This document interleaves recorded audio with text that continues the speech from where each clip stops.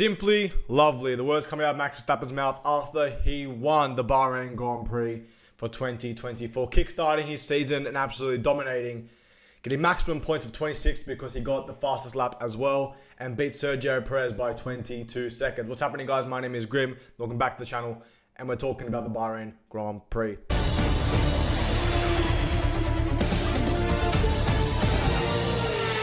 you, Daniel. Thank you, Daniel.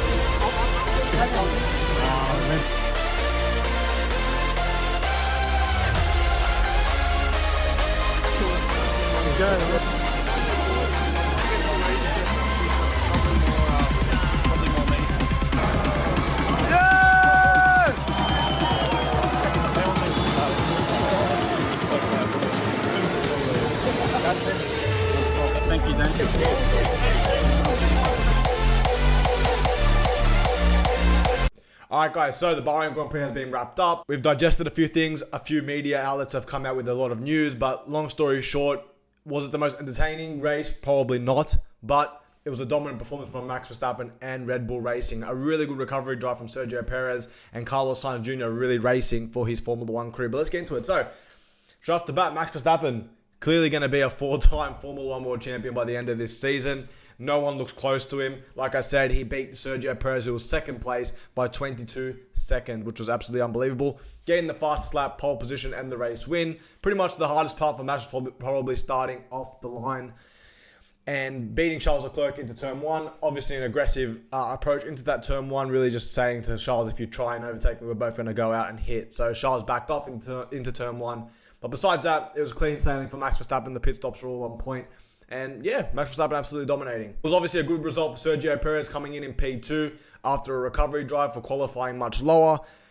Red Bull are quick, guys. Red Bull are quick and no one's really going to beat them, I feel like, in the 2024 season. I feel like going into mid-year, I would say that some of the teams will catch up and we hopefully will get another winner besides Max and Red Bull going into the season. I think Sergio Perez can win a race this year, but everyone else besides them look too slow at the moment. So Carlos Sainz is fighting for his Formula 1 career, getting P3, pretty much putting a move on Charles Leclerc, who was struggling all race. But yeah, Carlos really just fighting for his career, just made the move on Charles. Normally he would stay back and see if there would be a team orders, but didn't care, chucked it in. And it all worked out for him because Carlos had a magnificent drive, best of the rest in P3, beating his teammate, beating Russell, beating Norris, beating Lewis Hamilton. So it was a really great drive for Carlos Sainz. Like I said, fighting for his career, and I feel like he's going to be knocking on a few people's doors, and a few teams are going to be knocking on Carlos's door come the end of the season. Lewis Hamilton struggling a lot, did finish P7, 50 seconds behind Max Verstappen after all that, but was struggling all race. It doesn't look good for Mercedes and Lewis Hamilton at the moment. Can they catch up? We don't know. We're going to see what happens going into the next couple of races.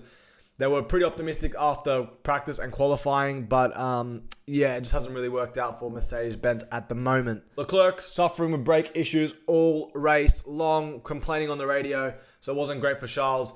Just couldn't step on the brakes. Every time he hit the brake, he'd lock up and then pretty much complain to the team that was happening a lot. He did recover to take George Russell for P4, but Carlos Sainz pretty much outperformed Leclerc in the team head-to-head battle pretty much all weekend up until qualifying where Charles beat him. But, you know, we all know Charles Leclerc on one lap pace is absolutely amazing. But then Carlos came back in the race, obviously, to beat Charles.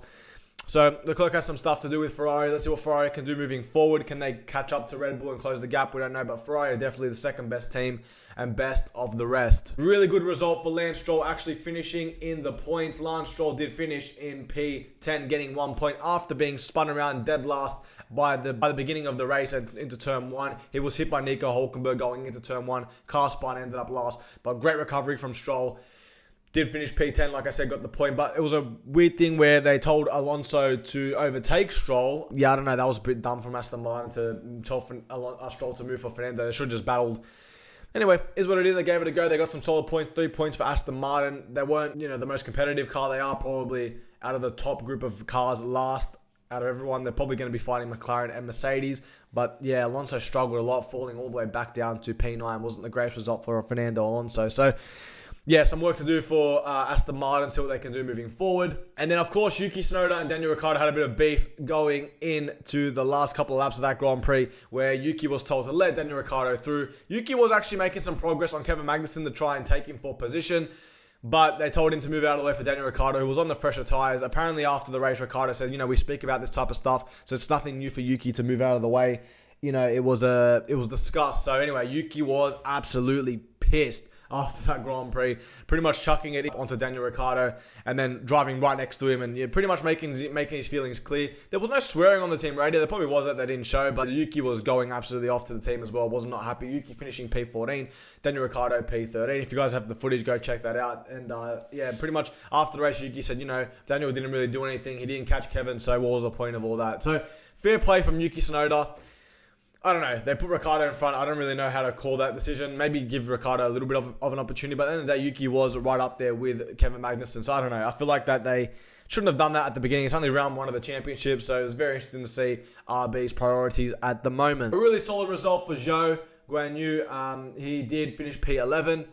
After all that, the Sauber kick, or whatever you want to call him, but Sauber we're going to call him now, they weren't looking competitive after practice and qualifying. But yeah, Zhou really solid to come up into P11.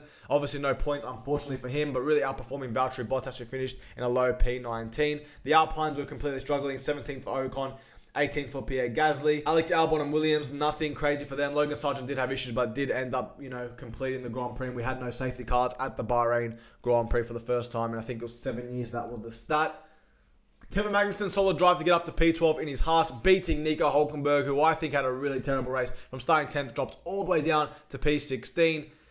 But yeah, Kevin beating Nico Hülkenberg, and that was my prediction going into the race, that Kevin normally has better races. Obviously, in one lap pace, I feel like Hülkenberg is a bit quicker at the moment with that Haas, can connect better with it. But during the race, Kevin does sometimes outperform Nico Hülkenberg, and it was proof there with Kevin, like I said, finishing in P12 and Nico Hülkenberg finishing in P16. And yeah, so we'll see what McLaren can do. Oscar Piastri getting beaten out by Lando Norris. The top 10 was Max Verstappen, Sergio Perez, Carlos Sainz, Charles Leclerc, 5th George Russell, 6th Lando Norris, 7th Lewis Hamilton, 8th Oscar Piastri, 9th Fernando Alonso, and 10th Lance Stroll. That was the top 10. Closing out the grid, Logan Sargent did finish at the back of the grid. Like I said, he had issues. And yeah, like I said, was it the most exciting race? Probably not. But we know where everyone stands at the moment. Red Bull look too quick once again in the 2024 Formula 1 season. Now, driver of the day for me has to be Max Verstappen. No one's going to stop him. There was a few drivers that could have got driver of the day, but, beating everybody by 22 seconds and absolutely dominating the race, qualifying, practice. If you look at driver of the day, Max Verstappen, driver of the weekend, Max Verstappen, 100%. Honourable mention for Lance Stroll, like I said, getting that 1 point, actually was in front of Fernando at one stage after spinning and getting hit into turn 1 on lap 1, coming back to make a massive recovery, driving and getting points for Aston and himself. So honourable mention Lance Stroll. And the biggest disappointment would have to be Nico Hülkenberg, finishing P16, unfortunately for him. Like I said, got top 10 in qualifying. Great qualifying result, which sort of edged it out. But then obviously falling back to P16, getting beaten by Kevin Magnussen. So really unfortunate result for Nico Hülkenberg. And yeah, probably bigger disappointment for the weekend or for the race was Nico Hülkenberg. Honorable mention for, I guess, biggest disappointment would have to be the whole Alpine team. And obviously the biggest probably talking point was that Ricciardo Tsunoda disagreement. Guys, that was the Bahrain Grand Prix. Yeah, we'll be back next weekend doing a bunch of content for the Saudi Arabian Grand Prix. Plus, we have some mini helmet videos coming for you guys very shortly this week. Probably one video, and then we're going to get straight into Saudi Arabia, getting a lot of content out for that. And then 1 week before the Australian Grand Prix, we're going to have a lot of mini helmet videos and getting into that preparation. And then we're going to have videos for the Australian Grand Prix. We're going there live, so let's get that. Yeah, that's going to be a couple of busy weekends coming up, a couple of busy weeks coming up. Guys, thank you guys for watching. Hope you guys did enjoy. Follow me on Instagram down below. Subscribe to the channel. And I'll see you guys in my next Formula 1 video. Thank you.